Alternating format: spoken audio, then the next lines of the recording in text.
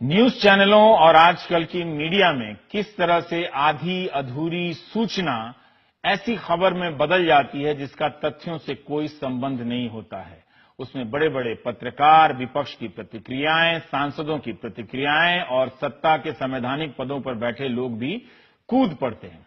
असम से ऐसी एक घटना हुई जो तमाम टेलीविजन चैनलों पर घटी, हमारे चैनल पर भी घटी, इसका हमें अफसोस है।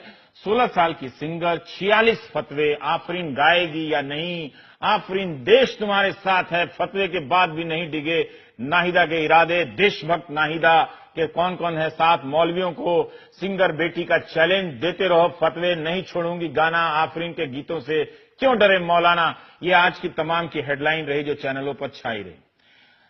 तमाम देश के तमाम टीवी चैनलों पर, सोशल मीडिया पर ये छाए रहे। मुद्दा था 16 साल की एक सिंगर नाहिदा आफरीन का, जो एक जानी मानी गायिका हैं और देश के चर्चित म्यूजिक रियलिटी शो में दूसरे स्थान पर रही हैं। खबरों के मुताबिक कहा गया कि 46 मौलवियों ने नाहिद को आगे से ना गाने का फरमान सुनाया है, फतवा दिया है, लेकिन इस खबर की पड़ताल पूरी तरीके से नहीं की गई। हम भी नहीं कर सके, हमसे ये गलती हुई। ये भी पता करने की कोशिश नहीं की गई कि फतवा जारी हुआ है या नहीं।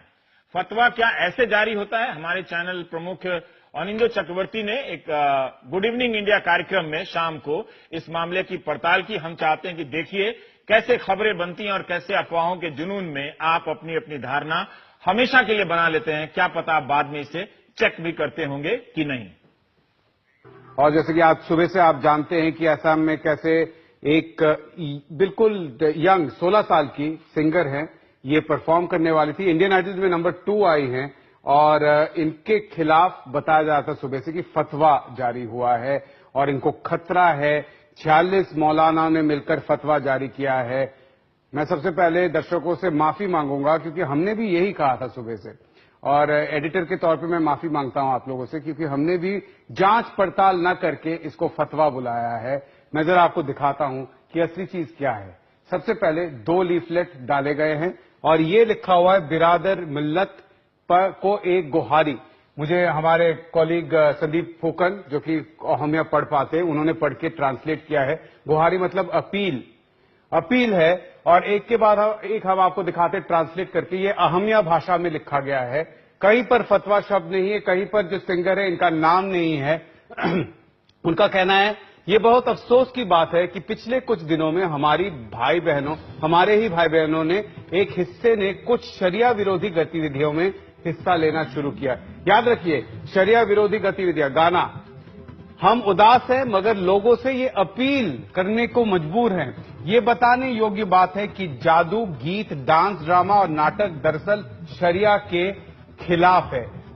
यही वजह है कि ये सब देखने के बाद हम चुपचाप नहीं बैठ सकते। बीते साल बहुत रोकने के बाद भी बीबी कॉलेज में एक मैजिक शो हुआ। इसका शरिया पर बुरा असर पड़ा है। मैजिक शो से शरिया पर बुरा असर। हमने सोचा कि बात यही खत्म हो जाएगी, लेकिन बात और आगे बढ़ गई है और अब एक कदम आगे बढ़कर म्यूजिकल नाइट की योजना बनाई जा रही थी। ये लड़की जो सिंगर है, यंग सिंगर का हम दिखा रहे थे सुबह से, इन पर फतवा, चीफ मिनिस्टर भी उसमें शामिल थे।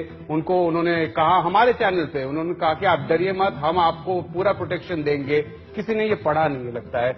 नाइट की योजना बनाई जा रही है। ये देखने की बात है कि जहां ये कार्यक्रम होना है उसके पास मस्जिद, मदरसा, एक कब्रिस्तान और एक ईदगाह है। इसका हमारी भावी पीढ़ियों पर बहुत असर पड़ेगा और हम मुस्लिम भाइयों से ये अपील जारी करते हैं। फिर से याद रखिए, अपील को मजबूर है।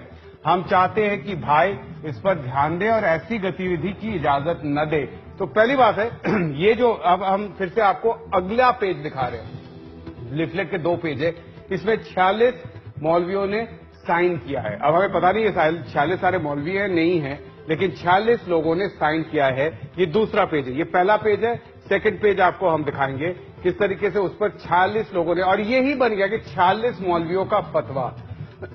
और ये भी बताया जा रहा था कि उन्होंने आईएस के खिलाफ गाना गाया तो इसीलिए उन पर फतवा। ये देखिए कितने नाम है इधर, सबके नाम आपको दिखेंगे एक के बाद एक। यहां पर 46 लोग। फतवा कहीं नहीं है, ना आईएस का नाम है, ना लड़की का नाम है। कहीं पे नहीं कहा गया कि इन्होंने आईएस विरोधी गाना किया इसलिए हम रोकना चाहते हैं। कहा जा रहा है मैजिक शो को भी हम रोक रहे थे। एनडीटीवी इंडिया इसके खिलाफ है। गाना मैजिक वगैरह के खिलाफ फतवा जारी करना और लोगों को बोलना कि आप मत देखिए, इसके हम खिलाफ हैं और हर वक्त रहेंगे, क्योंकि ये हमारे चैनल की उसूलों के खिलाफ जाता है। लेकिन मैं ये कहना चाहता हूं कि मैं माफी मांग रहा हूं दर्शकों से, बाबा आप भी हमारे सीनियर एडिटर हैं, कि हमने भी इसकी जांच पड़ताल नहीं की और हमने भी ऐसे दिखा दिया कि कोई फतवा जारी हुआ है, लड़की को मार दिया जाएगा, शायद जान का खतरा है इस लड़की को, कि 46 मौलवी आकर उन्होंने फतवा जारी किया है। लड़की का नाम नहीं है इस फतवे में।